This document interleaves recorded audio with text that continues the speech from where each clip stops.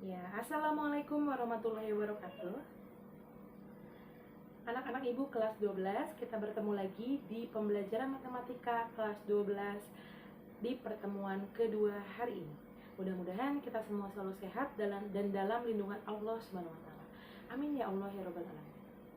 Sebelum kita memulai pembelajaran, marilah kita berdoa menurut agama dan kepercayaan yang masing-masing. Berdoa dimulai.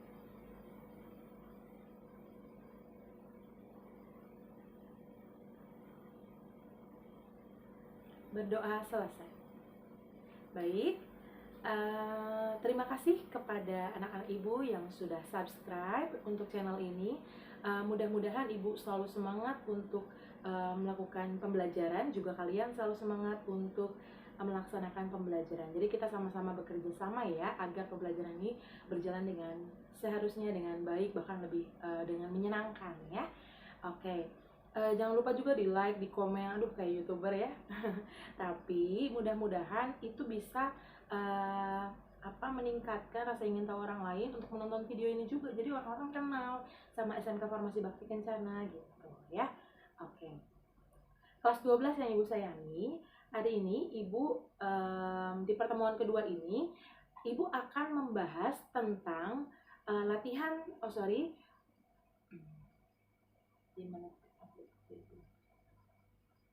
Di pertemuan kedua ini, Ibu akan membahas mengenai pembahasan latihan soal mandiri 1 atau yang sudah kalian kerjakan waktu itu minggu lalu.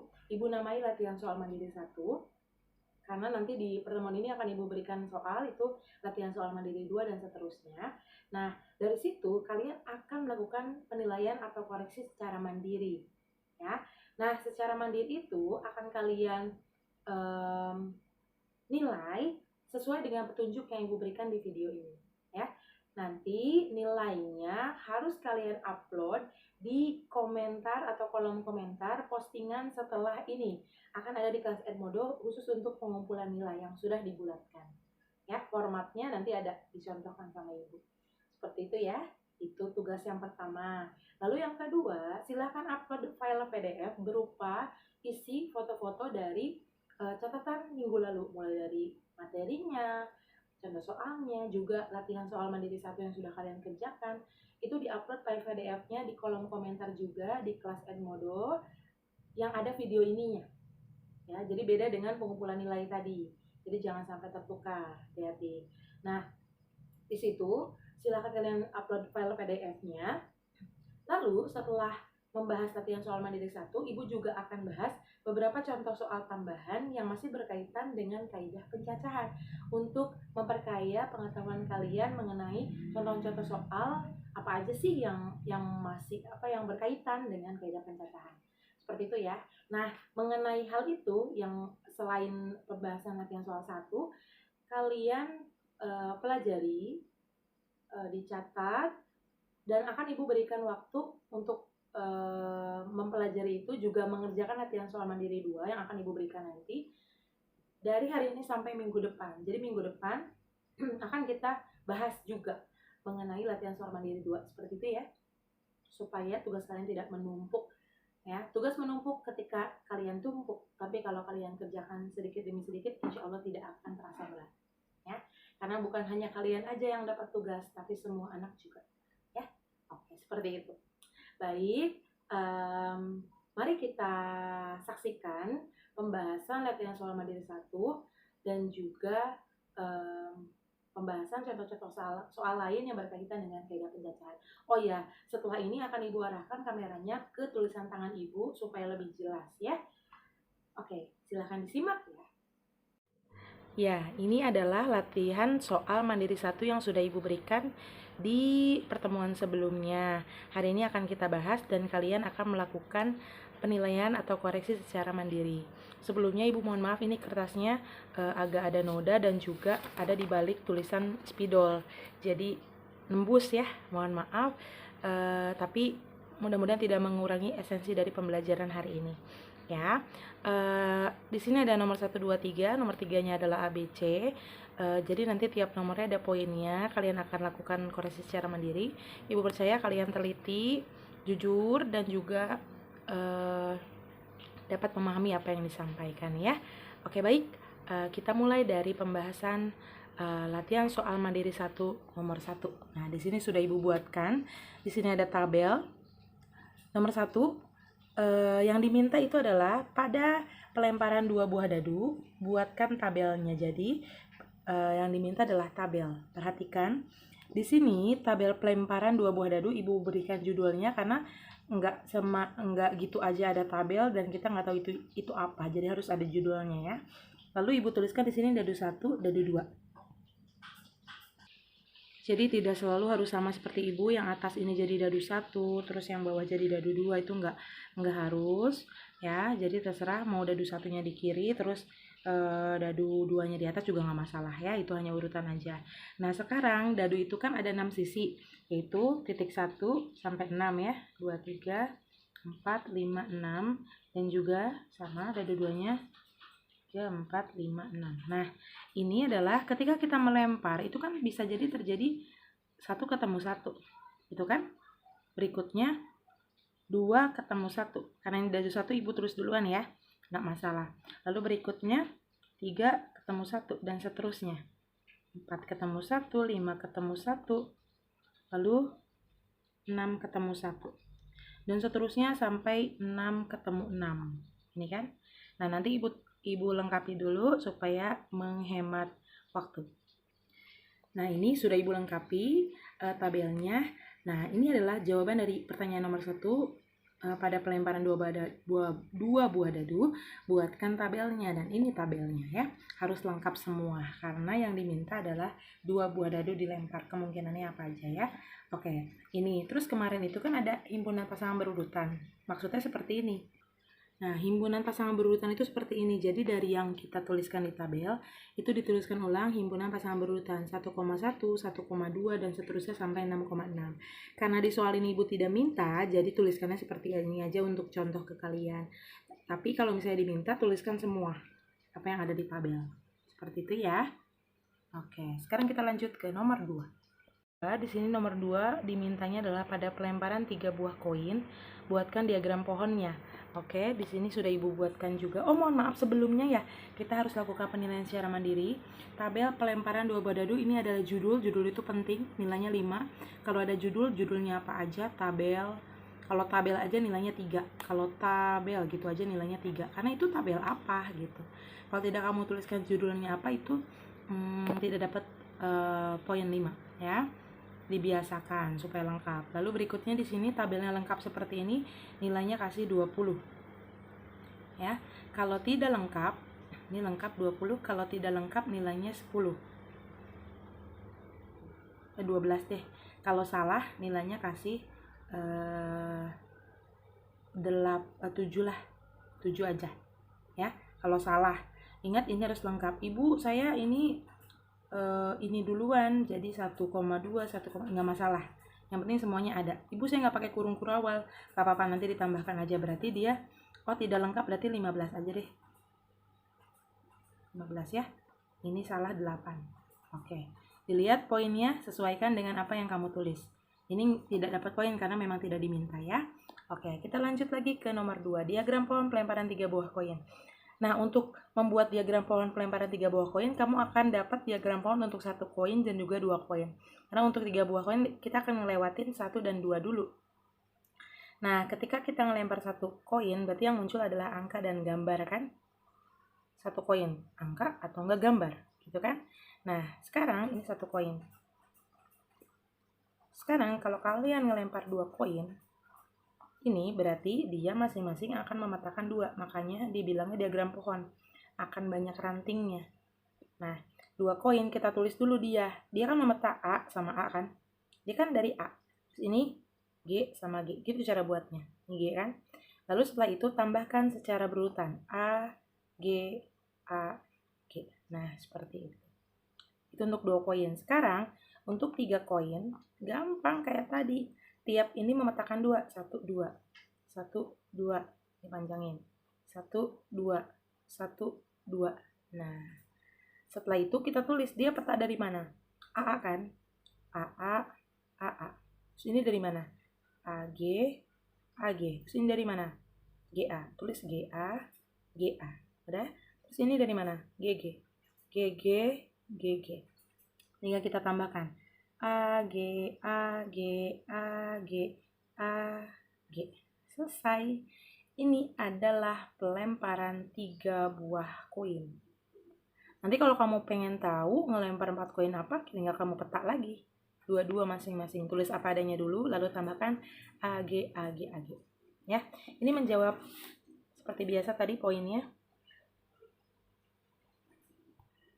Nih, seperti yang tadi juga ada judul nilainya 5, kalau tidak ada nilainya 0. Kalau judulnya kurang lengkap nilainya 2. 3 ya, kayak tadi. Oke, misalnya diagram pohon aja berarti nilainya 3. Nah, di sini ini enggak wajib. Ini pelengkap aja, yang penting lengkap. Ibu gimana kalau saya tampil kayak diagram pohonnya gini? AG, AG, AG, AG, AG, AG gitu ya. Itu boleh. Cuma nilainya ini kalau lengkap nilainya 20, ini 15. Kenapa sih Bu 15? Karena kurang lengkap. Ini agak sulit. Kamu bacanya harus AAG gitu. Tapi kalau ini sudah tertuliskan lengkap ya. Poinnya itu. Kalau salah nilainya tadi 8. Itu ya. Oke. Itu nomor 2. Sekarang kita masuk ke nomor 3. Nomor 3 ini perintahnya adalah tentukan nilai dari, berarti kita harus sampai dengan bilangan bulat ya. Sampai nilainya berapa. Nah, di sini ada 10 faktorial dikali 5 faktorial per 3 faktorial 7 faktorial. Jadi kita berhentikan yang atas ke angka yang terbesar di bawah gitu. Misal yang terdekat kan 10 sama 7, berarti kita berhentikan 10 di 7. Karena kalau 10 sama 3 kejauhan. 10, 9, 8, 7. Ini ya. Terus 5-nya kita berhentikan sama 3. 5, 4, 3. Per, ini 3 faktorial tetap, ini 7 faktorial. Nah, ini tujuannya adalah supaya bisa dicoret. Tuh. Gak masalah karena mereka operasinya kali. Kalau tambah beda lagi ya. Oke, sisanya kita tulis dulu. 10, 9, 8, 5, 4. Cara ngitungnya jangan jadul. Dari depan 10 ke 90, 90 ke 8, repot. Kita cari angka-angka yang kemungkinan gampang dihitungnya. Sekarang gini, 5 kali 4 gini kan 20. Ini 72 kan? Ini 10, ingat. 10 berarti ke sini jadi 200 ya. 200. Tinggal 72 kali 2 berapa? 154.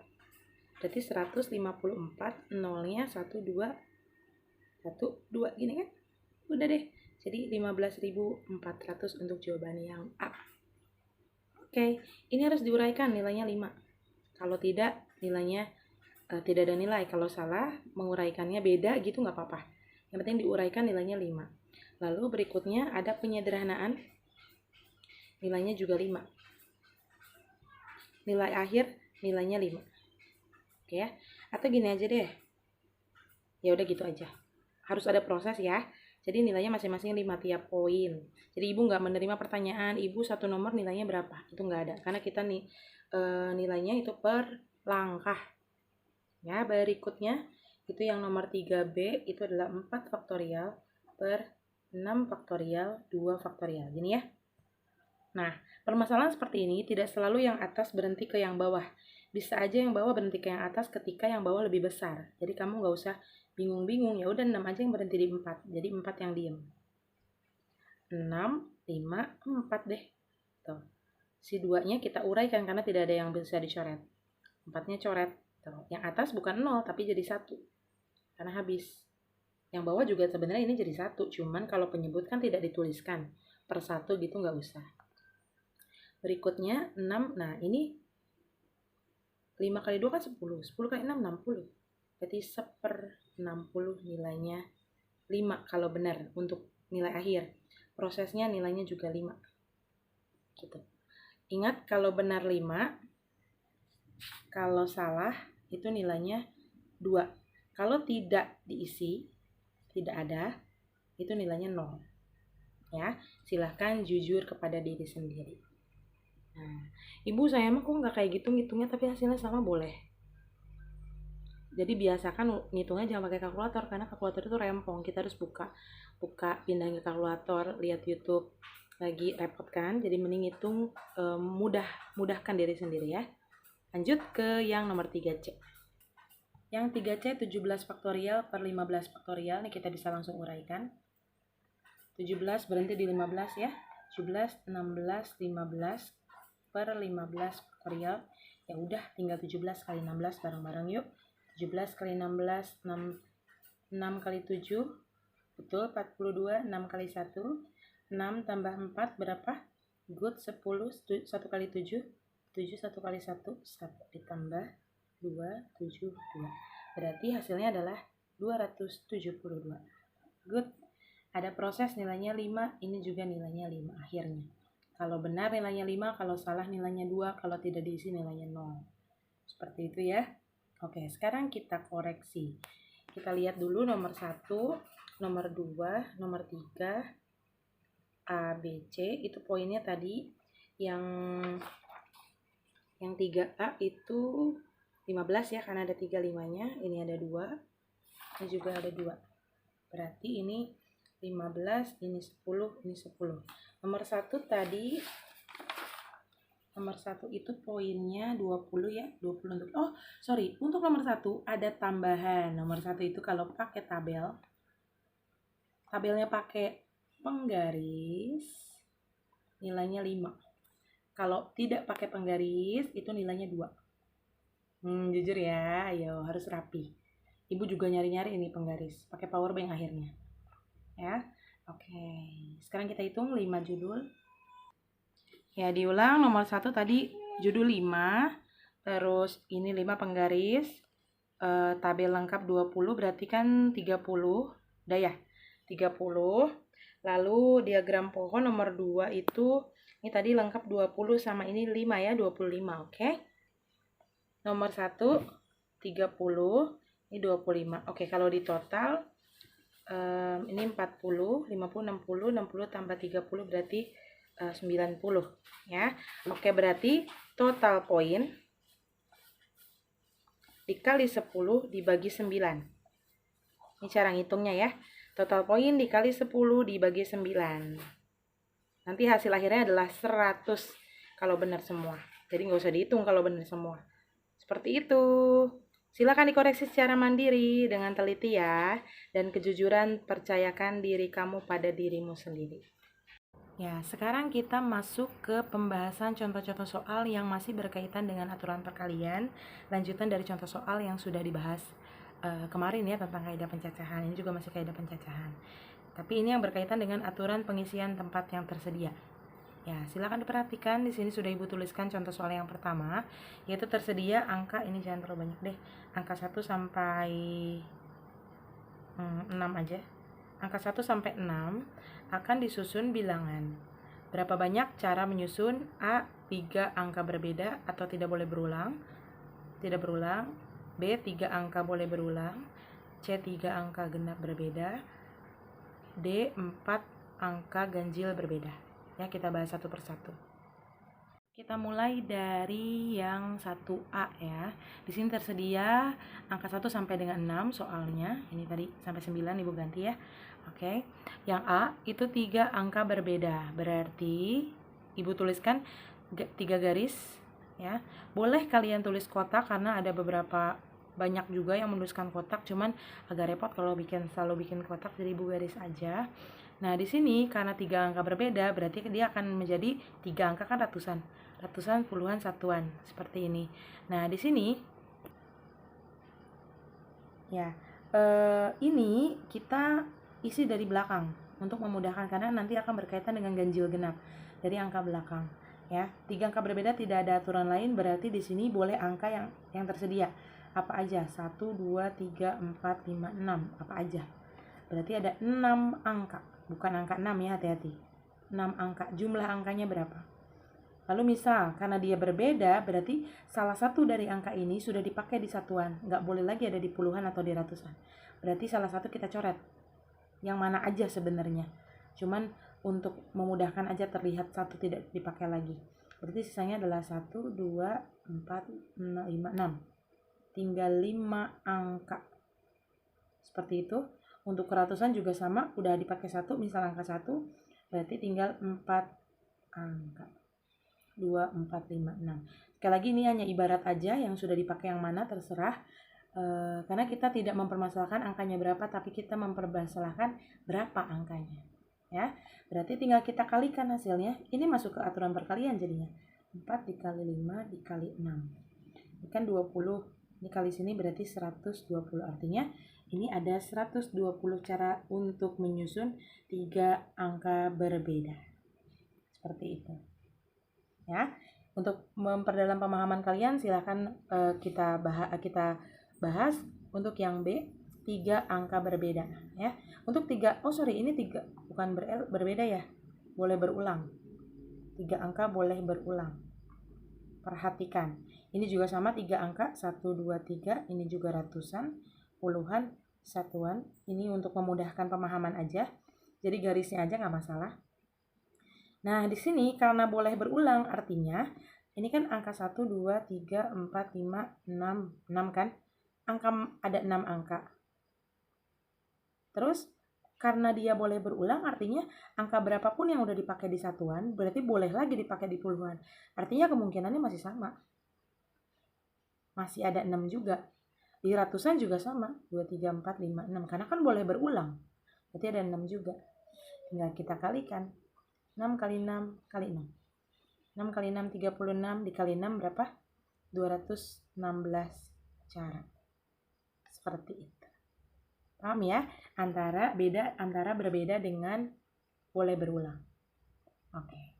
Sekarang berikutnya yang C. Yang C itu adalah 3 angka genap berbeda. Nah, untuk yang C ini ada genap. Ada angka genap. Berarti kita harus memperhatikan angka belakang. Ini ratusan, ini puluhan, ini satuan. Karena perhatikan, ketika ibu kasih nih 512, ini genap apa ganjil? Good, genap. Kalau ibu kasih 510, genap apa ganjil? Genap. Kalau ibu kasih 511, ganjil. Kalau ibu kasih 513, ganjil. Kalian tahu genap ganjil dari mana? Dari angka yang mana? Dari angka yang paling belakang kan? Artinya kita harus atur dari satuan dulu. Makanya untuk semua soal ibu sarankan atur dari satuan supaya kalian tidak bingung nantinya, terbiasa dengan satu konsep ya. Oke, dari satuan, dari angka 1 sampai dengan 6, 1 2 3 4 5 6. Jadi kalau udah selesai yang 1A ya udah selesai. Nanti ketika 1B, 1C, 1D itu balik ke awal lagi ya. Satuannya itu harus genap. Berarti 2 4 6 ya. Oke. 2 4 6. Ada berapa angka? Bukan angka berapa tapi berapa angka? 3 angka. Dan berbeda, artinya berbeda salah satu harus dipakai. Nggak boleh dipakai lagi ya. Ibu berarti di sini tinggal 2 dong. Salah. Bukan 2. Bukan hanya 2 dan 6. Tapi masih ada angka lain yang tidak kita pakai tadi. 1, 3, 5. 1, 3, 5. Nah, seperti itu bedanya. Berarti ada berapa? 1, 2, 3, 4, 5. Berarti ada 5 angka. Nah, selesai. Sekarang kita tinggal isi yang ratusan. 2 misalnya, udah dipakai. Ya, berarti di sini tinggal 4 angka, yaitu angka 6, 1, 3, 5. Kita kalikan 4 kali 5 kali 3. Berarti 4 kali 5 kali 3. 4 kali 5 itu 20. Dikali 3 jadi ada 60 cara. Untuk yang D ini beda sedikit karena dia minta 4 angka ganjil berbeda. Sebenarnya nggak ada masalah sih mau berapa angka. Yang penting kamu paham konsepnya ya. Nah, di sini 4 angka ganjil berbeda berarti ibu tulis 4 garis. Lalu berarti dia mulai dari ribuan ya. Ribuan, ratusan, puluhan, satuan. Sekali lagi ini hanya keterangan, tidak ditulis pun nggak apa-apa. Yang penting kalian paham. Nah, sekarang karena dia minta ganjil dan berbeda, berarti angka 1 sampai 6, 2, 3, 4, 5, 6. Kita cari yang ganjil. 1, 3, 5 ya. Berarti yang di sini hanya pakai 3 angka aja. Misalnya angka 5 udah dipakai. Ibu di sini tinggal 2 angka, bukan, tapi berapa? Ada 5 angka betul. Berarti tadi ada angka 1 dan 3, lalu yang tidak dipakai adalah 2, 4. Nah, 2, 4, 6. 2, 4, 6 ya. Berarti ada 5 angka. Lalu di sini salah satu udah dipakai, misal 1, 2, 4, 6 sisanya. 1, 2, 4, 6. Itu ada 4 angka. Lalu salah satu udah dipakai lagi, berarti tinggal 3 angka, 1, 2, 4. Nah, seperti itu. Berarti tinggal kita kalikan. Ibu, ini kok sama angkanya? Loh, kan kita nggak bicara angkanya, tapi jumlahnya. Dan tidak ada kok ini bisa sama, enggak. Karena kita konsep tadi. Ya, berarti di sini hasilnya adalah 3 kali 4 kali 5 kali 3. Ini adalah 20, ini adalah 9. Berarti 9 kali 2 adalah 18, tambahin 0, 1. Nah, cara menghitung cepat seperti itu. Cari kemungkinan yang angkanya bisa cantik. Kayak 5 kali 4, 5 kali 10, seperti itu. Sekarang kita masuk ke contoh soal nomor 2. Ini masuk ke notasi faktorial. Ya, selain faktorial langsung angkanya, ini juga ada soal yang berkaitan dengan notasi faktorial. Contohnya adalah berapa banyak cara menyusun kata dari kata cinta. Nah, yang menggunakan notasi faktorial seperti ini langsung gitu, ini adalah soal yang memiliki huruf yang berbeda satu sama lain. Misalnya, C-nya nggak ada 2, I-nya nggak ada 2, N-nya ada nggak ada lebih dari 1 maksudnya. Jadi masing-masing 1, berarti bisa pakai cara ini. Nah, di sini ada berapa angka sih cinta? C, I, N, T, A. Ada 5 ya. Oh, berarti penyelesaiannya adalah 5 faktorial. Seperti itu aja. Tinggal kita hitung. 5, 4, 3, 2, 1. Ini kan berarti tinggal kita kalikan, ini 20, ini 6, ini 1 biarkan ya. Berarti hasilnya adalah 120 cara menyusun. Seperti itu. Maksudnya gimana Ibu? 120 itu maksudnya dari kata cinta, kamu bisa otak-atik cinta, cinat, dan seterusnya, ada 120 cara. Seperti itu. Ya, cuma kita tidak mempermasalahkan itu, kita hanya yang ditanyakan hanya berapa caranya. Jadi adalah 120 cara. Oke, kita lanjut ke yang nomor 3. Nomor 3, di sini ada contoh soal berupa soal cerita yang lumayan kompleks tapi mudah menurut Ibu. Ya, kenapa menurut Ibu mudah? Karena Ibu akan menularkan kepada kalian bahwa soal ini juga mudah. Perhatikan, jangan lihat dari kalimat yang banyak. Ya, perhatikan, dari kota A ke kota B terdapat 4 jalan. 4 jalan yang dapat dilalui. Kita langsung rangkum aja. Nomor 3 ini terdapat, ini contoh aturan perkalian ya. Ada 4 jalan. Dari A ke B itu ada 4 jalan. Lalu yang dapat dilalui. Sedangkan dari B ke kota C terdapat 3 jalan. Berarti dari B ke kota C ada 3 jalan. Ini ya. Lalu berikutnya, mana yang dapat dilalui? Berapa carakah seseorang dapat pergi? Yang A, dari kota A ke kota C melalui kota B. Dari kota A ke kota C melalui kota B, berarti yang A jawabannya adalah dia mau dari A mau ke kota C, tapi melalui B. Gini kan? Ya udah, kita lihat aja dari A ke B itu kan ada 4. Nih. Terus dari B ke C itu ada 3. Tinggal kita kalikan 4 kali 3. Jadi ada 12 cara. Jadi bisa lewat sini gitu. Paham ya? Itu untuk permasalahan yang A. Lalu permasalahan yang B, perhatikan. Dari kota A ke kota C dan kembali lagi ke kota A dengan melalui kota B. Perhatikan. Dari kota A ke kota C, dari kota A ke kota C melalui B, dan dia kembali lagi ke kota A juga melalui B. Ini permasalahannya ya. Oke, kita lihat aja. Kita uraikan. Mau dari A, ya udah ke B dulu berapa? Tadi diketahui 4 ya. Ini tidak ada hubungan dengan yang A ya. Kita langsung ke soal awal lagi. Terus ini nyampe B. Terus dari B ke C tadi ada 3 kan? Oke. Terus dia balik lagi dari C ke A tapi lewat B. Ya udah, ke B dulu dong, baru ke A, pulang. Nah, tadi ini ada berapa? 3. Dari sini ke sini kan 3. Ya kan? Dari B ke A juga ada 4. Berarti tinggal kita kalikan. 4 dikali 3 yang atas ya. Ini adalah berangkat. Berikutnya adalah pulang atau kembali. Berarti di sini juga tadi pulangnya adalah 3 kali 4 gini ya.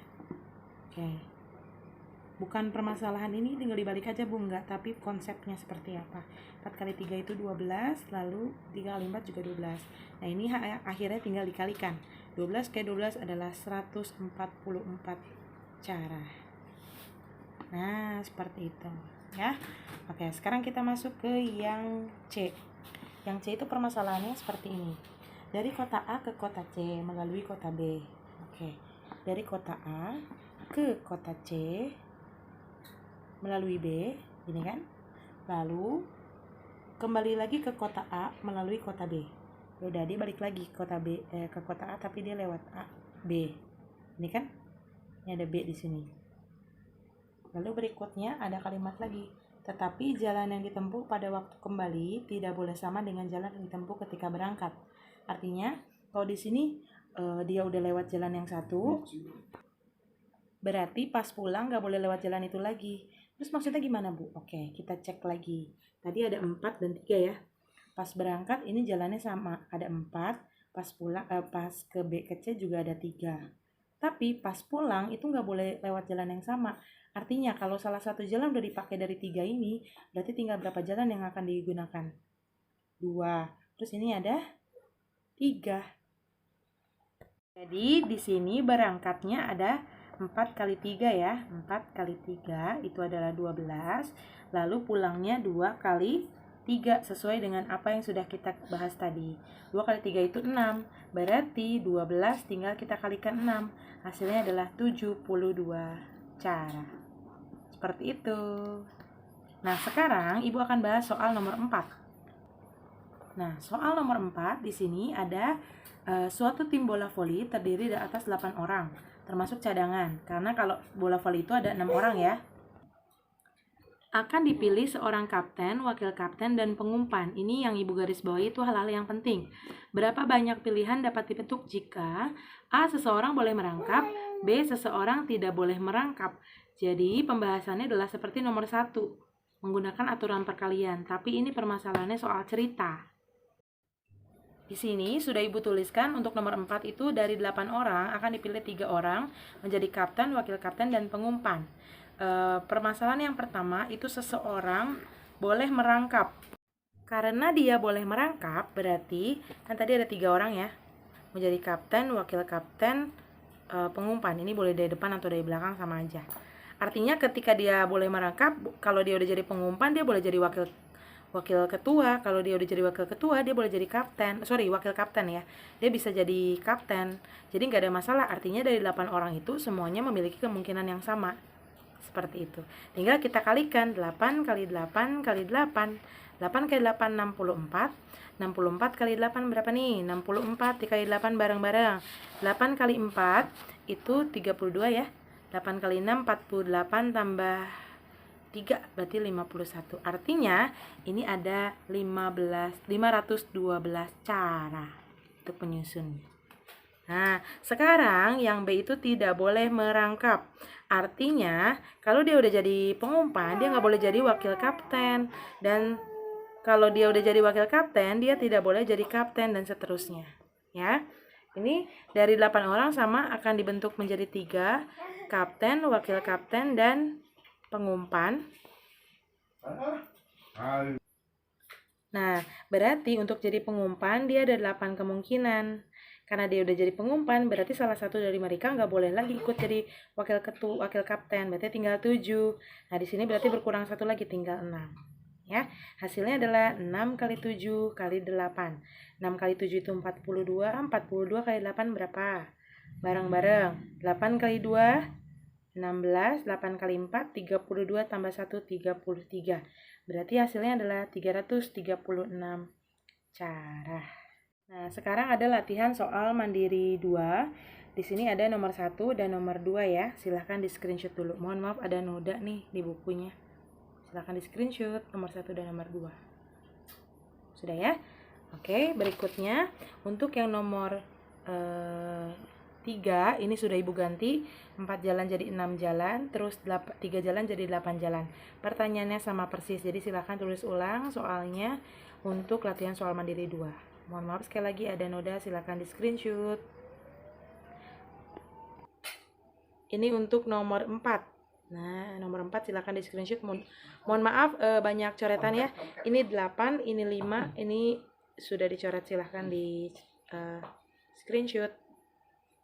Oke, sengaja Ibu berikan latihan soalnya di video supaya kalian menonton videonya secara lengkap sampai akhir. Ya, itu dia pembahasan latihan soal mandiri 1 dan juga pembahasan contoh-contoh soal lain yang berkaitan dengan kaidah pencacahan. Mudah-mudahan apa yang Ibu sampaikan bermanfaat dan silakan laksanakan tugas yang sudah Ibu arahkan sesuai dengan waktu hari ini ya, maksimal jam 23.59 WIB, berarti sampai tengah malam nanti ya. Terima kasih atas perhatiannya. Mudah-mudahan kita semua selalu sehat dan selalu dalam lindungan Allah Subhanahu wa taala. Untuk mengakhiri pembelajaran, marilah kita berdoa menurut agama dan kepercayaan masing-masing. Berdoa dimulai.